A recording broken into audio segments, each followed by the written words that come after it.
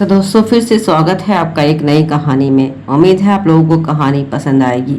मेरी शादी हो चुकी थी साहिल से और मैं शादी से बहुत खुश थी। लेकिन इस रात उसने कुछ ऐसा कहा कि मेरी पूरी ज़िंदगी एक सवाल बन गई। कहने लगा, तुम्हें क्या लगता है मैं तुम्हें इतनी आसानी से ज़िंदगी जीने दूँ? यह सुनकर मैं तो हैरान ही रह गई थी।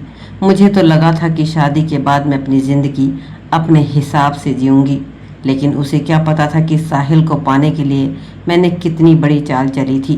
मेरी बड़ी बहन निशा ने मुझे माँ की तरह पाला था।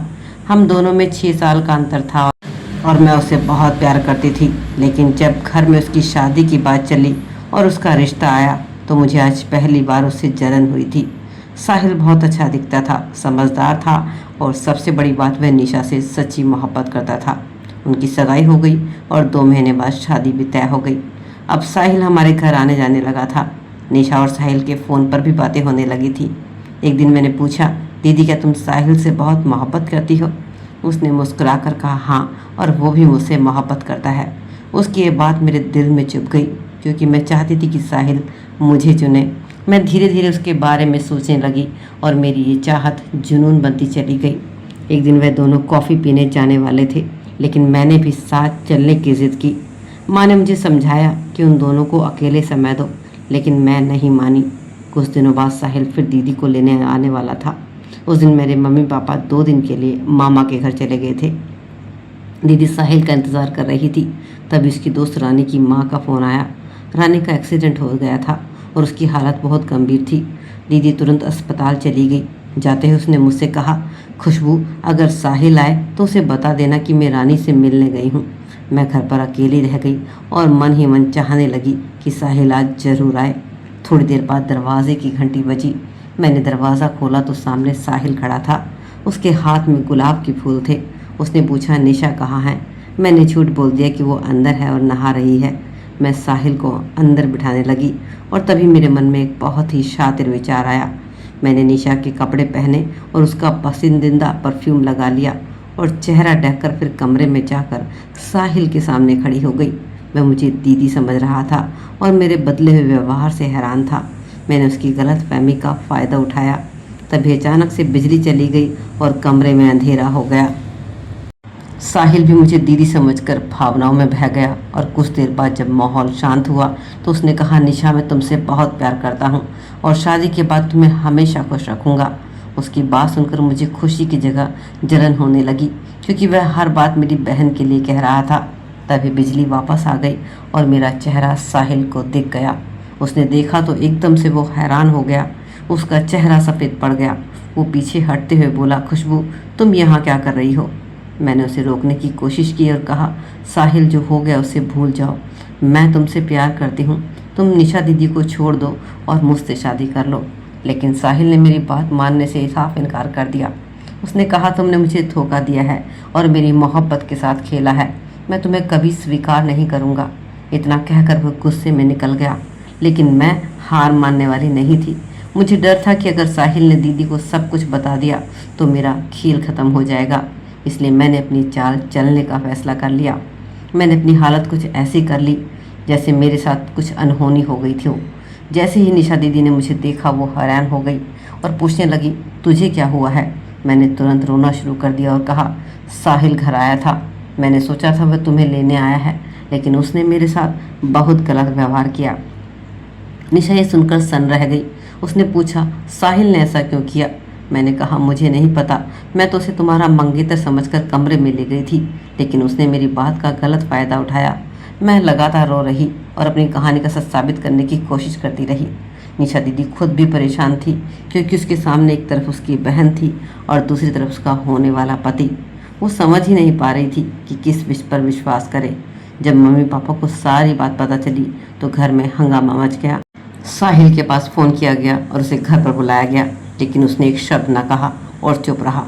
वह सच बता सकता था कि मैं निशा बनकर उसके सामने गई थी, लेकिन उसे पता था कि ऐसा कहने पर भी हालात उसके खिलाफ ही हो सकते हैं। साहिल के घर भी खबर कर दी गई। उसके माँ पापा के भी घर पर आ गए। दोनों परिवारों में बहुत बहस हुई। आखिरकार साहिल के परिवार ने उससे सवाल किया कि अगर उसने खुशबू के साथ कुछ गलत नहीं किया तो वह उस समय वहाँ क्यों था। साहिल ने सिर्फ इतना कहा कि मुझे सच्चाई पता है, लेकिन अब उसे साबित करने का तरीका मेरे पास नहीं है। मेरी बातों और मेरी आंसू ने सबको भ्रमित कर दिया था। पापा बहुत गुस्से में थे। उन्होंने साहिल के परिवार से कहा कि अगर उनकी तरफ से गलती हुई है तो अब उन्हें इसकी जिम्मेदारी भी लेनी होगी। साहिल की माँ भी परेशान थी, लेकिन परिस्थिति ऐसी बन गई कि शादी का फैसला मेरे पक्ष में जाने लगा। मैंने ऊपर से बहुत दुखी होने का नाटक भी किया और कहा कि मैं साहिल से शादी नहीं करना चाहती, लेकिन अंदर ही अंदर मैं अपनी जीत पर खुश थी। और इसका फल यह निकला कि हम दोनों की शादी हो गई। मुझे उम्मीद थी कि जैसे जैसे ही मैं शादी होकर उसके घर जाऊंगी, वो धीरे धीरे मुझे स्वीकार कर ही लेगा, क्योंकि मैंने जो चाहा था वो हासिल कर लिया था। लेकिन साहिल बिल्कुल शांत था। वो मुझसे दूरी बनाए रखता था। उसके चेहरे पर ना खुशी थी ना अपनापन। मैं खुद को समझाती रही कि कुछ दिन बाद सब कुछ ठीक हो जाएगा। शादी की पहली रात जब साहिल कमरे में आया तो उसके हाथ में फूल थे। उसने मेरा घूंघट हटाया और कुछ देर मुझे देखता रहा। उसके चेहरे पर एक अजीब सी मुस्कान थी। मैंने सोचा शायद आखिरकार उसे मेरी मोहब्बत समझ आ गई। मैंने कहा, साहिल, लगता है तुम्हें भी मुझसे प्यार हो गया है। जो हुआ उसे भूल जाओ। मैंने मजबूरी में झूठ बोला था। मैं तुमसे पहले ही मोहब्बत करने लगी थी और तुम्हें पाने के लिए मैंने ये सब किया। अब हम नई ज़िंदगी शुरू कर सकते हैं। साहिल ने मेरी बात को बिना कुछ कहे सुना और फिर कहने लगा, तुम्हें क्या लगता है जो कुछ हुआ उसमें भूल जाऊंगा? तुमने मुझे धोखे से फंसाया है और मेरे प्यार को मुझसे छीना है। मेरी पत्नी बनने वाली लड़की को मुझसे दूर किया है और मेरे ऊपर ऐसा इल्ज़ाम लगाया है जिसे मैं कभी भूल नहीं सकता। मैं तुम्हें माफ़ नहीं करूँगा। मैंने उसे समझाने की कोशिश की, लेकिन वो नहीं माना। उसने साफ कह दिया कि वो मेरे साथ पति जैसा रिश्ता नहीं बनाएगा। मैं ये सुनकर हैरान रह गई थी, क्योंकि मुझे लगा था कि शादी के बाद सब कुछ मेरे हिसाब से हो जाएगा। लेकिन साहिल ने मेरे सामने एक अलग ही रास्ता चुन लिया। अगले दिन उसने मुझसे दूरी बनानी शुरू कर दी। वह घर वालों के सामने ऐसा व्यवहार करता जैसे मैं खुद परेशान हूँ और वो मेरी मदद करने की कोशिश कर रहा है। एक दिन मेरे मायके वाले घर आए, तभी अचानक घर के एक हिस्से में मेरे कपड़ों और सामान को लेकर हंगामा हो गया। साहिल ने सबके सामने ऐसा जताया जैसे मैंने खुद अपने सामान को नुकसान पहुंचाया हो। मेरे माता पिता यह देखकर परेशान हो गए और मुझे समझाने लगे कि शादी के बाद छोटी छोटी बातों को लेकर घर खराब मत करो। मैं उन्हें सच बताना चाहती थी, लेकिन फिर डर गई कि अगर साहिल ने अपनी सच्चाई सबके सामने रख दी तो मेरा झूठ खुल जाएगा। कुछ दिन इसी तरह बीत गए। साहिल अब तक मुझे कोई बात नहीं करता था और मैं इस व्यवहार से पूरी तरह परेशान हो चुकी थी। एक रात मैंने उससे कहा, साहिल, जो गुस्सा उसे भूल जाओ। मैं तुमसे सच में प्यार करती हूँ। मैंने ये सब इसलिए किया क्योंकि मैं तुम्हें खोना नहीं चाहती थी। साहिल ने मेरी तरफ देखकर कहा, अगर तुम्हें मुझसे सच्ची मोहब्बत होती तो तुम मुझे धोखा नहीं देती और अपनी बहन के हक को नहीं छीनती। उस दिन तुमने मुझे निशा समझने दिया, जबकि तुम्हें पता था कि मैं सच नहीं जानता था। अब तुम्हें अपनी गलती का एहसास होगा। मैं उसकी बात सुनकर डर गई थी। तभी साहिल ने कहा, कल मैं तुम्हें सबक सिखाऊंगा। मुझे नहीं पता था कि वो क्या करने वाला है। अगले दिन मैं छत पर कपड़े सुखाने गई थी, तभी साहिल भी मेरे पीछे आ गया। उसने मेरे साथ ऐसी चाल चली कि नीचे खड़े लोगों को लगा कि मैं खुद किसी मुसीबत में फंस गई हूँ। मैं घबरा कर साहिल से मदद मांगने लगी। वो मेरी मदद करने की बजाय फ़ोन में बस रिकॉर्डिंग कर रहा था। और फिर उसने मुझे एक शर्त रखी और कहा, खुशबू, अगर तुम चाहती हो कि मैं तुम्हें यहाँ से बचा लूँ और सुरक्षित निकाल लूँ तो तुम्हें सबके सामने आज सारी सच्चाई बतानी पड़ेगी। मान लो कि उस दिन तुमने ही निशा बनकर मुझे धोखा दिया था और मेरे ऊपर जो इल्ज़ाम लगाया था वो झूठा था। मैं बहुत डर गई थी। मैंने साहिल से कहा, मुझे माफ़ कर दो, मैं सब सच बता दूंगी। उसने कहा, तो फिर बिना किसी डर के सबके सामने अपनी गलती स्वीकार करो। मैंने रोते हुए अपनी सारी सच्चाई बताई। मैंने कहा, उस दिन मैंने ही निशा दीदी के कपड़े और परफ्यूम इस्तेमाल किया था।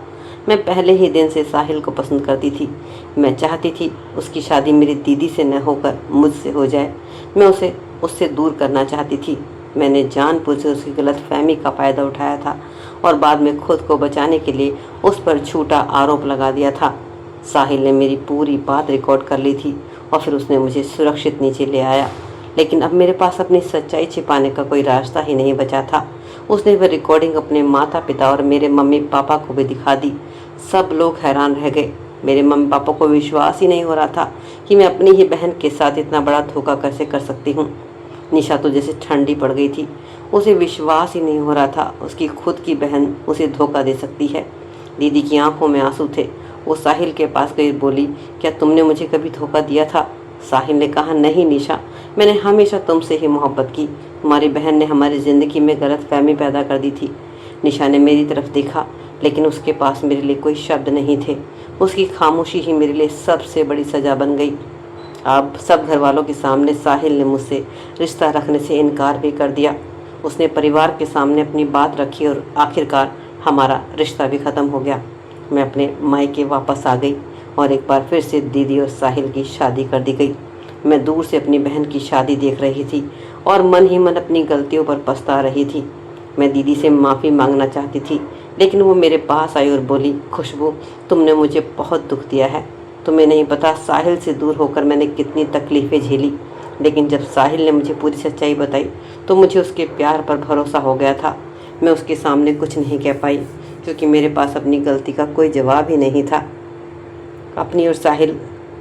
दीदी और साहिल अपनी दुनिया में अब खुश थे। उनकी ज़िंदगी में बहार आ गई थी। वहीं मैं अपने मम्मी पापा के घर बैठी अपनी ज़िंदगी के बारे में सोचती रही। मेरे माता पिता भी मुझसे बहुत नाराज़ थे और अब मुझे अपनी गलती का एहसास भी हो चुका था। मुझे समझ आ गया था कि मैंने साहिल को उसकी खूबसूरती देखकर चाहा था, लेकिन सच्ची मोहब्बत सिर्फ किसी की खूबसूरती पाने का नाम नहीं होती।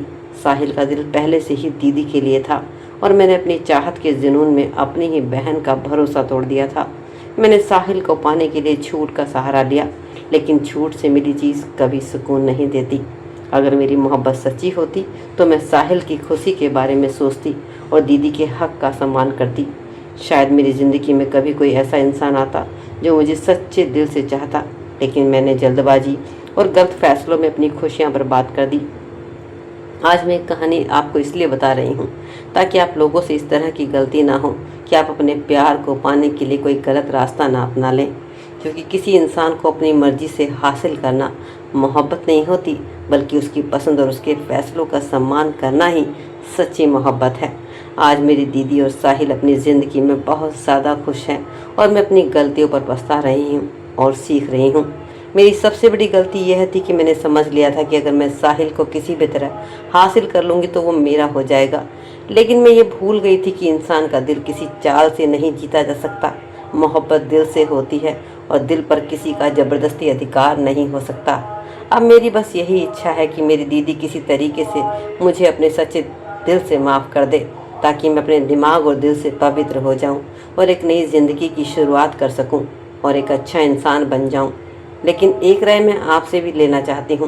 मैं भी तो साहिल से प्यार ही करती थी, तो आप ही बताइए, क्या मेरे प्यार को पाने का तरीका गलत था या मेरी मोहब्बत ही गलत थी? ज़रूर अपनी राय कमेंट सेक्शन में छोड़िएगा, ताकि मेरी जैसी लड़कियों को कोई सलाह मिल सके और आप लोगों को भी समझ आ सके कि क्या सही है और क्या गलत है। तो चलिए इस कहानी को हम यहीं पर ख़त्म करते हैं। अगर आपको कहानी थोड़ी सी भी पसंद आई है तो वीडियो को लाइक और चैनल को सब्सक्राइब शेयर ज़रूर कर दें। धन्यवाद।